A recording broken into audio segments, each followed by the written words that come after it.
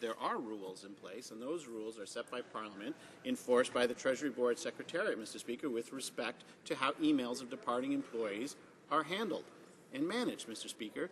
Those are the rules as set forth by the Treasury Board Secretariat, and I suspect those rules were all followed, Mr. Speaker.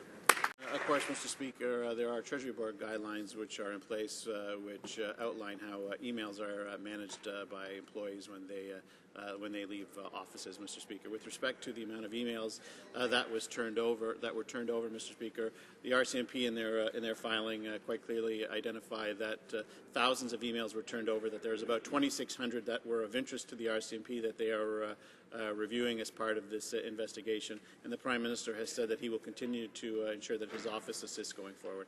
Of course, when the Privy Council followed up and found their mistake in not having previously released Ben Perrin's emails, the Prime Minister's office immediately took initiative to make sure that the RCMP had access to that, Mr. Speaker. Thank you. And the Honourable Member for Timmins, James Bay. You know, it seems awfully strange that this government would tell the RCMP they deleted the emails of the Prime Minister's legal counsel, and then when push comes to shove, the emails reappear. So is it their policy to make the electronic legal correspondence of the Prime Minister's lawyer disappear, or do they only disappear emails from people who are involved in the Duffy cover-up? Again, Mr. Speaker, the Assistant Secretary to the Cabinet was very clear with respect to the unfortunate error that occurred on this, Mr. Speaker. There are, of course, Treasury Board guidelines in place that govern how emails are handled when employees leave, Mr. Speaker.